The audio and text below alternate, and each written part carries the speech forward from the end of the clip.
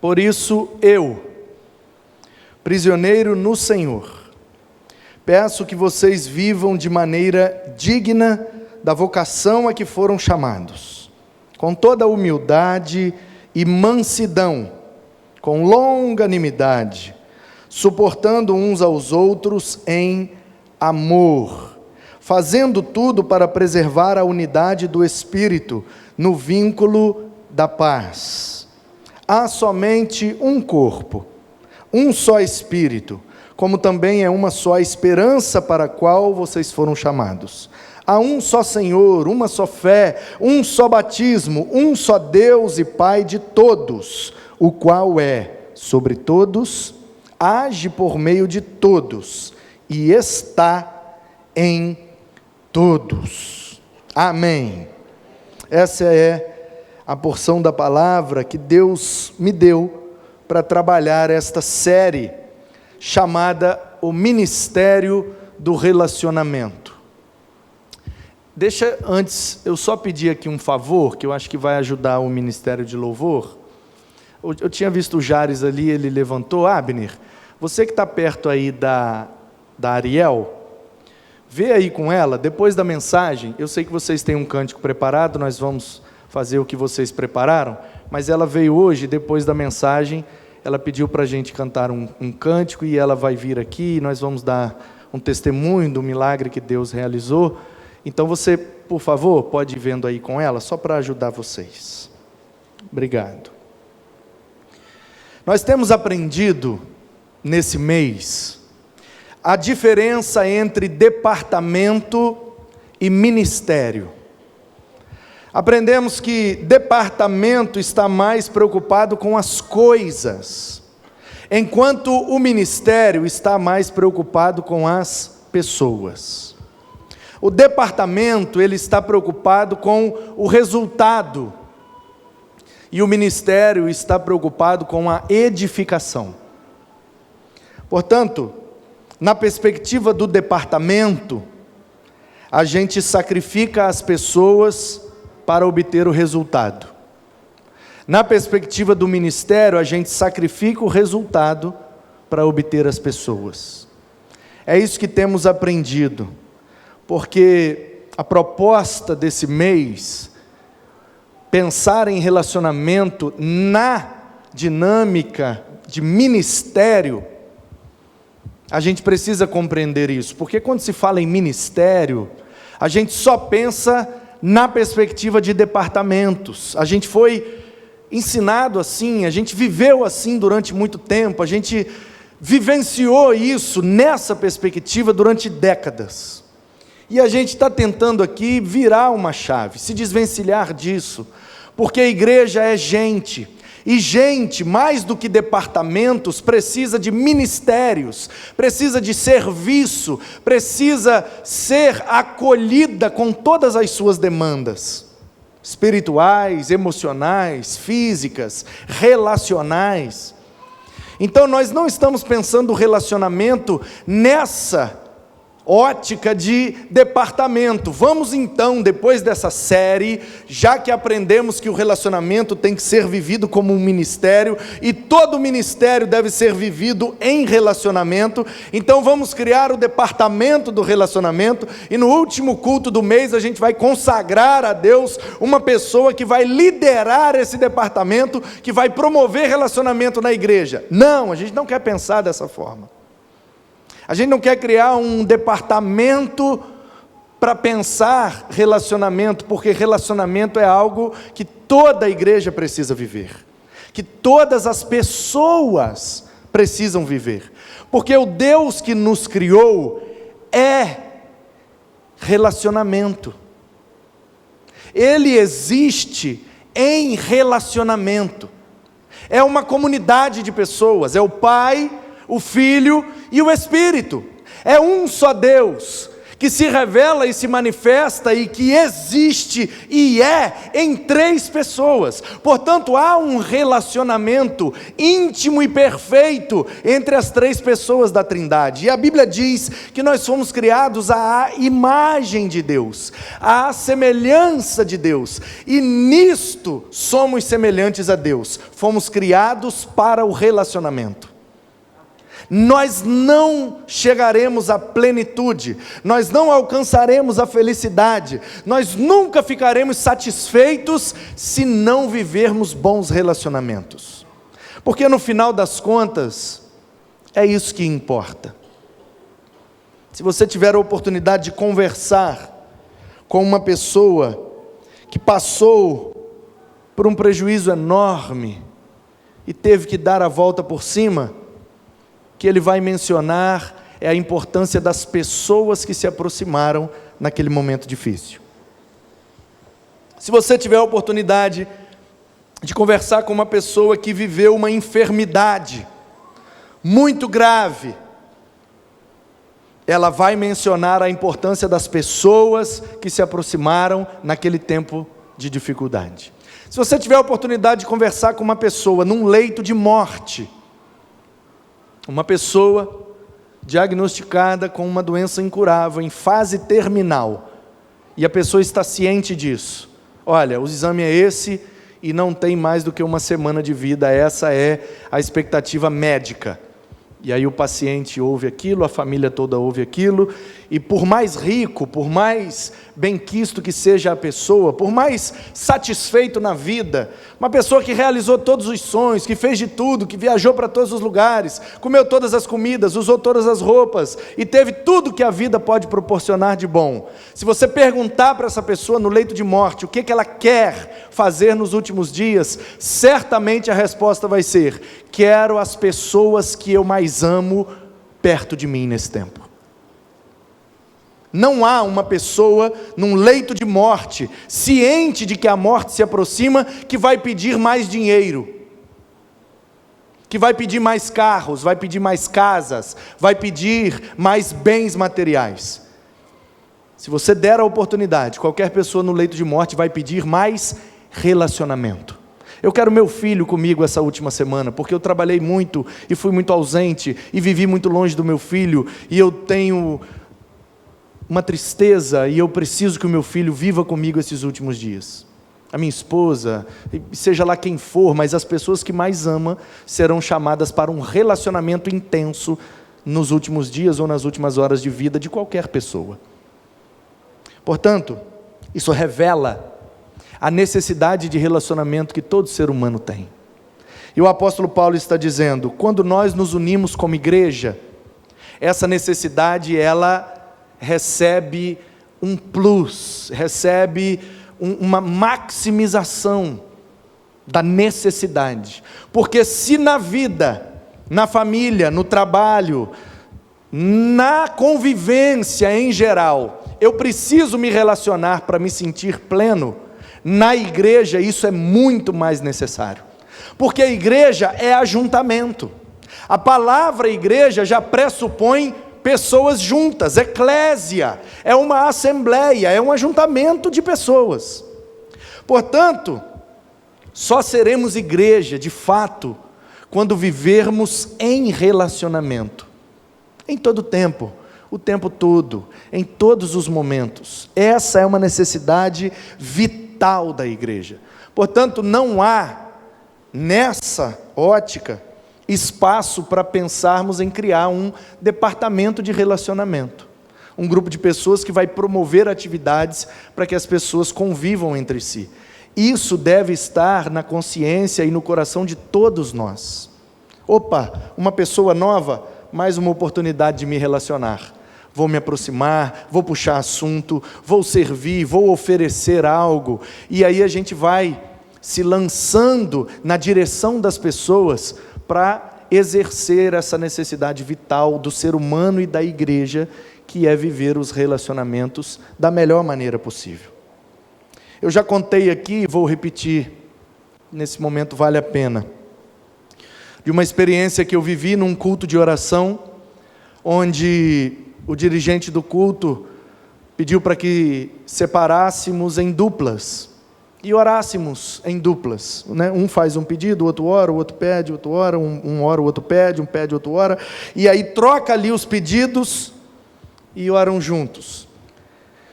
E eu chamei o irmão que estava mais perto de mim, porque eu não tenho ninguém preferido, qualquer um que aparecer é esse mesmo, eu quero me relacionar com todo mundo. Ele era novo na igreja, estava chegando, eu também não era muito antigo, mas chamei ele, vamos orar? E vamos. Aí a gente saiu, sentamos num banco assim mais afastado, ele compartilhou os pedidos dele, eu compartilhei os meus pedidos, nós oramos, eu fui embora. No dia seguinte, eu recebi 2 pessoas para fazer uma entrevista de emprego na empresa em que eu trabalhava. A contratação era por minha conta, então eu fiz 2 entrevistas e um desses 2 eu acabei contratando. Quando foi no domingo, uma pessoa que estava assim próximo à cantina da igreja, batendo papo com ele, aquele irmão me chamou, Manuzão, vem cá. E aí eu fui, fala, beleza, nós, pá, aqui, você já conhece o fulano? Eu conheço, pô, beleza, brother, nós oramos quinta-feira. Pois é, rapaz, está precisando do emprego. Você não consegue para ele lá no posto, não? Por que ele não falou na quinta-feira? Na sexta-feira o emprego era dele.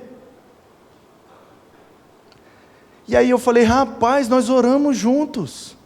Por que você não falou comigo que estava precisando de emprego? Se você fala, ora para mim que eu estou desempregado. Eu nem orava, eu falava, passa lá amanhã e vou assinar sua carteira. É o seu emprego. Eu fiquei sem graça. Eu fiquei sem jeito. Eu fiquei nenenê, nananã, ninini, nononó, nununu. E de tanto dar essas desculpas, a gente tem perdido várias oportunidades. Porque quando a gente se relaciona na perspectiva do que nós podemos ganhar, é até interessante. Mas quando a gente se relaciona na perspectiva do que a gente pode oferecer, é melhor ainda. Portanto, queridos, o relacionamento é uma necessidade vital para o ser humano em todos os sentidos. No sentido espiritual, no sentido emocional e no sentido profissional, acadêmico, social. É o que os gringos chamam de networking. Você tem que ter o seu networking, a sua rede de relacionamentos, a sua rede de contatos, porque quando você precisar, é essa rede de contatos que vai te ajudar. Pois é, o apóstolo Paulo já falava isso há quase 2000 anos atrás. Ele disse para os Efésios, gente, eu estou preso em Roma, eu estou doido para me relacionar, mas eu não posso mais, porque eu estou preso. Eu estou doido para ser igreja junto com alguém, mas eu não posso mais, porque eu estou preso. Eu estou em Roma preso, então eu quero pedir a vocês que vivam de maneira digna da vocação de vocês. Deus nos chamou para a salvação em Cristo. E em Cristo, uma vez salvos, somos chamados para vivermos em comunhão, para sermos igreja e termos um relacionamento entre nós. O que Paulo está dizendo é, eu estou preso querendo me relacionar e não posso, e vocês que estão livres, estão aí brigando e se evitando para não ter relacionamento. E aí ele responde a essa pergunta subjetiva, porque recebendo essa informação, os efésios poderiam perguntar, Paulo, mas relacionar é muito difícil, relacionar é complicado, dá trabalho, às vezes dá até prejuízo. Como é que a gente consegue então viver se relacionando? Porque é muito complicado. Aí o Paulo diz, bom, em primeiro lugar é preciso humildade. Ninguém pode se sentir melhor do que ninguém, e ninguém pode se sentir pior do que ninguém. Humildade é o que nos nivela, somos todos iguais. Humildade, a capacidade de ser humus, barro, pó da terra. Todos nós somos feitos do pó da terra.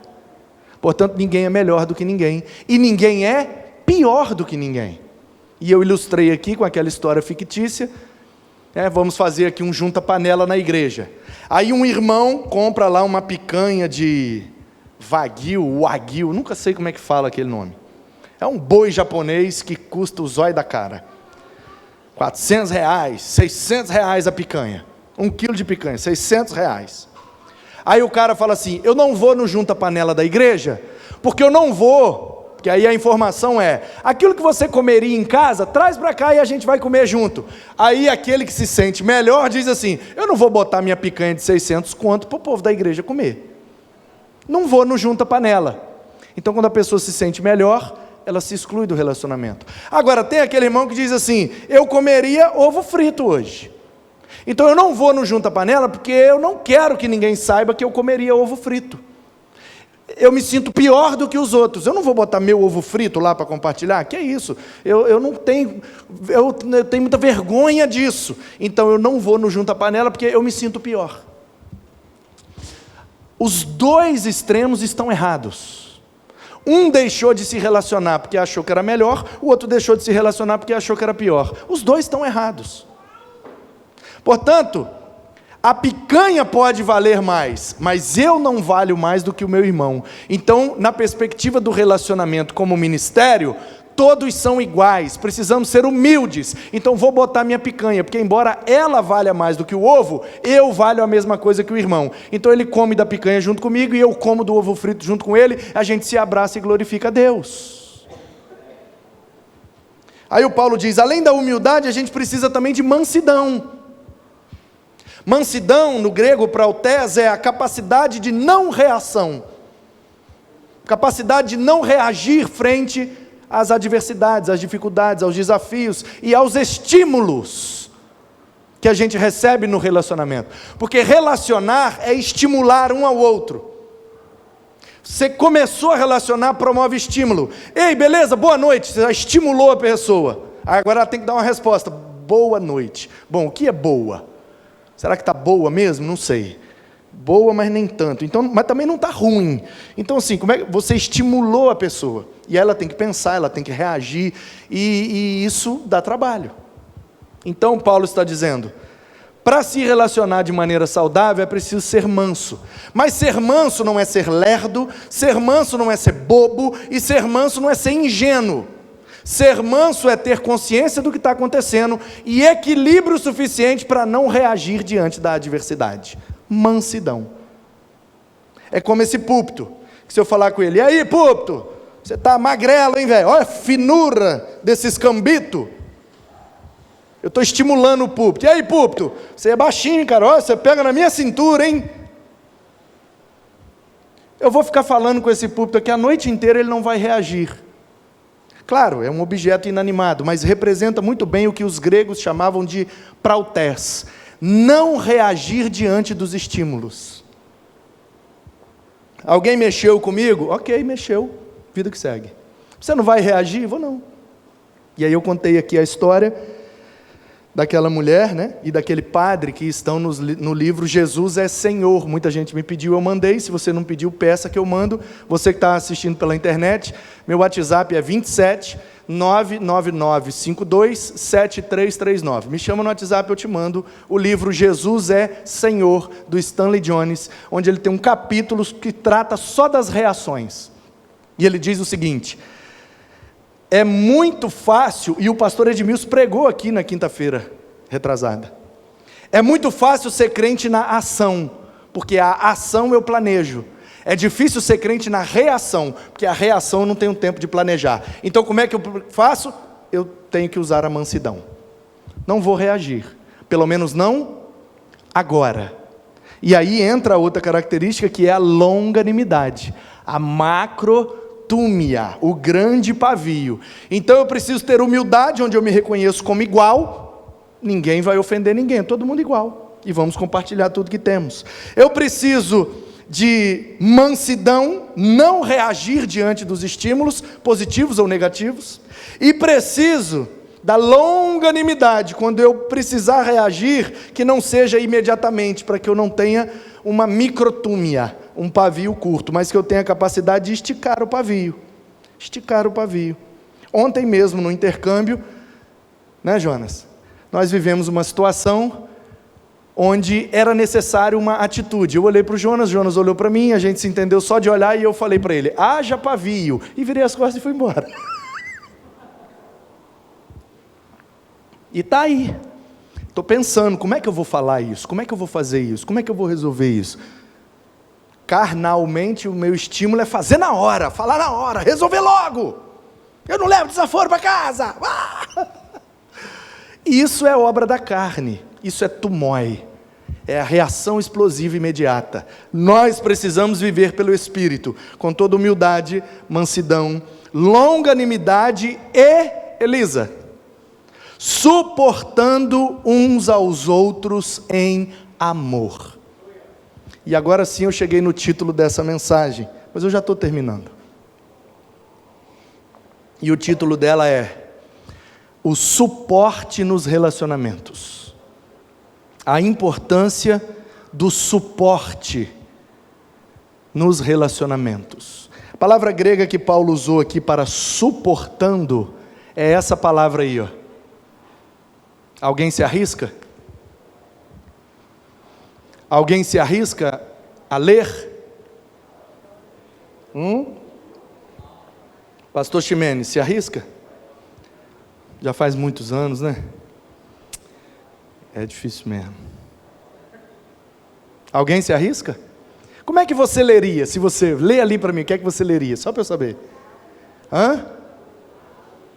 Avechou, me vou. Bom demais. Avechou, me vou. É quase, quase. Amekomenoi. Amekomenoi. É essa palavra que aparece aqui, lá no original, quando no português está traduzido para suportar. Porque a primeira impressão que a gente tem ao ler suportando uns aos outros é no sentido de tolerância. Tolerando uns aos outros. Paulo, é o seguinte: você está preso, então você não sabe a realidade daqui de Éfeso. A realidade de Éfeso é complicado. Eu sei que a gente tem que ser humilde, porque aqui em Éfeso é uma cidade portuária, é uma metrópole, então tem gente que é muito rica e tem gente que é muito pobre. Geralmente nas metrópoles tem essa diferença gritante social. Aí Paulo diz, para quebrar isso só com humildade.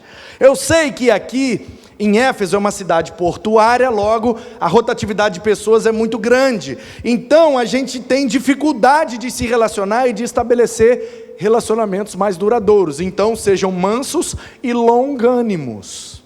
Nem sempre vale a pena se desgastar por um relacionamento que não vai durar muito tempo. E o pessoal deve dizer assim, Paulo, você está falando isso porque você está preso aí em Roma.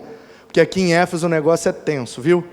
Tem uma turma aqui que é complicada. A gente não consegue tolerar as manias, os costumes e as dificuldades que eles trazem para a comunidade. Então, uma primeira leitura leva a gente a pensar nessa forma. Que o suportar aqui é no sentido de tolerar. Aguenta, meu irmão. Tem bafo, tem chulé, é chato, né, é mentiroso e tal, mas tolera, por amor a Jesus, né, por amor à igreja. Vamos tolerar todo mundo com os seus defeitos. Só que essa palavra no grego, ela não tem a ver com tolerância. O literal ali é jogando para cima. Jogando para cima. Ou tendo acima. Esse é o mais literal mesmo. Portanto, o suportar aí, na ideia de jogar e ter em cima, é o que esse púlpito está fazendo para a minha Bíblia. Suportando, está dando o suporte. Por que minha Bíblia não está caindo no chão? Porque o púlpito está mantendo a Bíblia acima. Isso que é anekomenoi, manter em cima, ter acima, dar suporte estando embaixo. É isso que significa essa palavra. Portanto, em alguns momentos a gente vai precisar suportar uns aos outros, também no sentido de tolerar, porque a gente precisa, às vezes, fazer de surdo um pouquinho, fazer de cego um pouquinho, fazer de bobo um pouquinho, porque se a gente levar tudo a ferro e fogo mesmo, a gente não convive uma semana, o pau quebra e não tem igreja nunca mais. Então, de vez em quando, a gente precisa tolerar uns aos outros. Isso é importante? Mas não é isso que Paulo está falando aqui. O que Paulo está falando aqui precisamos impulsionar uns aos outros. Então eu preciso jogar você para cima, e você precisa me jogar para cima. E nessa dinâmica, todo mundo vai subindo, todo mundo vai se dando bem, todo mundo vai sendo alvo do suporte que é Cristo para todos nós. Porque Ele é a pedra de esquina, Ele é a pedra angular, é sobre Ele que todos nós estamos edificados. Portanto, Cristo se fez base para que em cima dEle nós fôssemos igreja. Então em Cristo nós somos anekômenoi, Ele nos mantém em cima dEle, Ele é a nossa base, Ele é a nossa segurança, Ele é a nossa sapata, é Ele que segura o edifício chamado igreja, que o Espírito está edificando a cada dia. Portanto, se Jesus se colocou abaixo para nos suportar como igreja, por que nós não podemos fazer isso uns com os outros? Então Paulo está dizendo, devemos imitar a Cristo e sermos suportes uns para os outros. E aí a pergunta agora a quem eu vou dar suporte? E qual é o tipo de suporte que quem está do meu lado precisa? E aí você então vai exercitar isso na perspectiva do relacionamento. Esse é o ministério que Deus e Jesus, o dono da igreja, espera de nós. Nos relacionar para jogarmos uns aos outros para cima, para colocarmos em cima, carregar. Lembra do pé-pé? Lá em Minas nós chamávamos de pé-pé. Me dá pé-pé. Queria subir um muro, e eu pulei muito muro, gente. Tenho nenhum orgulho disso, mas pulei demais. E aí, me dá um pé-pé. Aí fazia assim, né? Aí um botava o pé assim em cima e vai! E o outro pulava o muro. E aí o último que ficava de cima do muro dava a mão, né? Vem! Aí o outro, pé no muro e vai, pum, pula todo mundo lá para dentro. A gente precisa dar mais pé-pé um para o outro, né, irmãos? Dá mais pé-pé. Poxa, o fulano fez tal coisa que eu não concordei. Então, vamos dar um pé-pé para ele subir, porque quanto mais alto o nível, menos ele erra. Quanto mais alto o nível, mais abençoado, mais abençoador, e mais a comunidade sai ganhando. Portanto, nós precisamos colocar isso em prática. Primeiro, estarmos suportados em Cristo. E depois, suportarmos uns aos outros, tendo em cima aquele a quem nós estamos nos relacionando, e que tudo isso seja para a glória de Deus, e que esse seja o nosso ministério, fazer os outros ficarem melhores do que nós, porque depois eles vão retribuir, e vão fazer a gente ficar melhor também. Aí a gente sai do círculo vicioso, que é jogar os outros para baixo, e entra no círculo virtuoso, que é jogar uns aos outros para cima. É assim que a gente alcança o propósito que Deus tem para nós. Você quer viver desse jeito? Eu quero orar com você e por você, porque eu sei que não é fácil, mas a Bíblia está dizendo, então é possível, e só é possível pelo poder do Espírito de Deus, porque mansidão, longanimidade, suporte, fazendo isso em amor, para quê, Paulo? Para preservar a unidade do Espírito, no vínculo da paz. Portanto, se o propósito é o Espírito, é pelo Espírito e é para o Espírito, porque dele, por meio dele e para ele são todas as coisas.